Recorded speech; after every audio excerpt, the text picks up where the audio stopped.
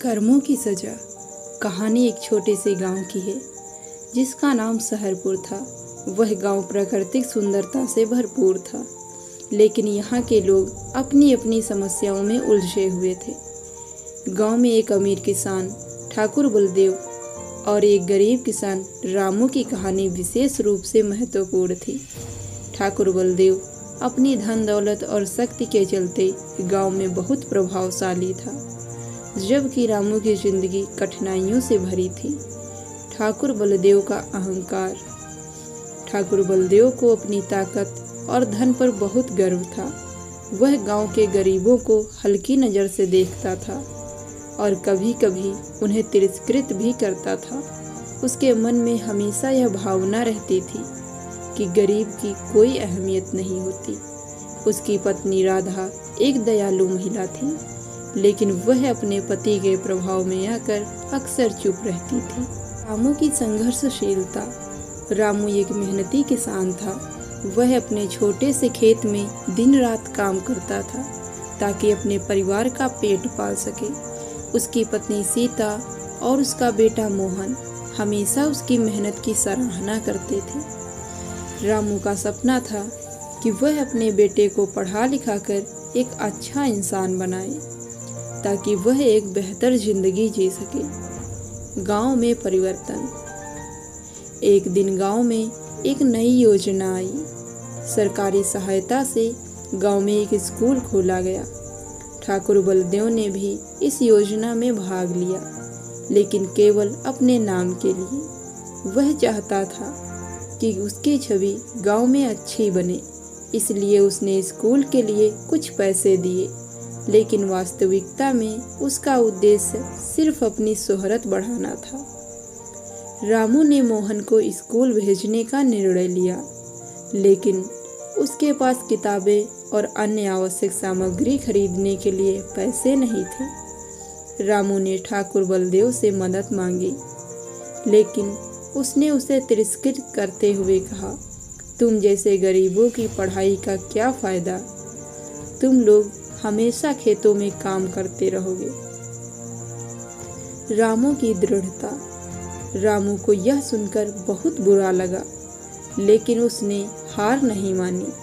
उसने अपने मन में ठान लिया कि वह अपने बेटे को पढ़ाएगा। उसने गांव के पुराने स्कूल से किताबें उधार ली और मोहन को पढ़ाने लगा।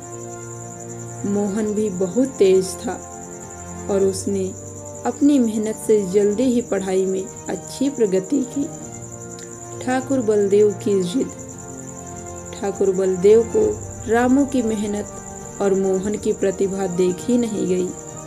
वह सोचने लगा कि कैसे वह रामू और उसके बेटे को नीचा दिखा सकता है। उसने गांव के अन्य अमीर लोगों को अपने साथ मिलाकर एक योजना बनाई। वह चाहता था कि स्कूल में मोहन की पढ़ाई में बाधा डाली जाए। बुरा वक्त। एक दिन ठाकुर बलदेव ने गांव में घोषणा की कि वह एक प्रतियोगिता आयोजित करेगा। इस प्रतियोगिता में गांव के सभी बच्चों को भाग लेना था। जिसने प्रतियोगिता को जीता उसे गांव में के सबसे अच्छे स्कूल में छात्रवृत्ति दी जाएगी। रामू ने मोहन को इस प्रतियोगिता में भाग लेने के लिए प्रेरित किया। प्रतियोगिता के दिन मोहन ने अपनी पूरी मेहनत की। उसने अपने ज्ञान और कौशल से सभी सवालों का सही उत्तर दिया, लेकिन ठाकुर बलदेव ने पहले से ही प्रतियोगिता को अपनी मनमानी से तय कर लिया। उसने परिणाम घोषित करते हुए कहा कि मोहन प्रतियोगिता में सफल नहीं हुआ। सच्चाई का सामना। गांव के लोगों ने देखा कि वह ठाकुर बलदेव ने गलत तरीके से मोहन को हराने की कोशिश की है। कुछ लोग उसके खिलाफ खड़े हो गए, लेकिन उसकी ताकत और प्रभाव के सामने किसी की भी नहीं चली। रामू और मोहन बहुत दुखी हुए, लेकिन उन्होंने हिम्मत नहीं हारी। कर्मों का फल। कुछ समय बाद ठाकुर बलदेव की स्थिति भी बिगड़ने लगी। उसके खेतों में फसलें नहीं उगने लगी और उसके व्यवसाय में घाटा होने लगा। लोग उसकी मदद करने से कतराने लगे। वह खुद को अकेला और असहाय महसूस करने लगा। उसकी पत्नी राधा ने कई बार उसे समझाने की कोशिश की, लेकिन उसकी जिद के आगे कोई काम नहीं आया। एक दिन ठाकुर बलदेव को पता चला कि उसकी एक बड़ी फसल सूख गई है। उसकी सारी कोशिशें बेकार हो गई। उसने गांव के लोगों से मदद मांगी, लेकिन अब कोई भी उसकी मदद करने को तैयार नहीं था। रामू ने जब यह सुना तो उसने सोचा कि शायद यह समय है जब वह ठाकुर बलदेव को सच्चाई का सामना कराए। रामू की दया। रामू ने ठाकुर बलदेव के पास जाकर कहा, ठाकुर साहब, मैं जानता हूँ कि आपने मुझसे और मेरे बेटे से अन्याय किया, लेकिन मैं फिर भी आपको मदद करना चाहता हूँ। अगर आप चाहें तो मैं आपको अपने खेत से कुछ अनाज दे सकता हूँ। ठाकुर बलदेव को रामू की दया देखकर आश्चर्य हुआ। उसने सोचा, यह आदमी तो गरीब है, फिर भी मेरे लिए मदद का हाथ बढ़ा रहा है। उसके दिल में बदलाव आया और उसने रामू से माफ़ी मांगी। नई शुरुआत। रामू ने ठाकुर बलदेव को समझाया कि हमें दूसरों की मदद करनी चाहिए, चाहे वे कितनी भी गरीब क्यों न हो।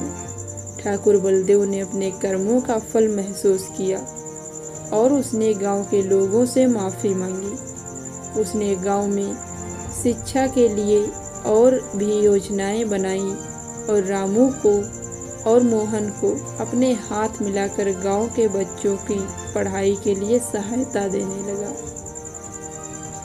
गांव में फिर से खुशी लौट आई।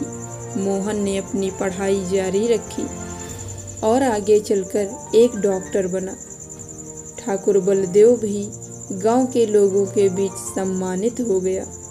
निष्कर्ष, इस कहानी से हमें यह सीखने को मिलता है कि हमारे कर्मों का फल अवश्य मिलता है।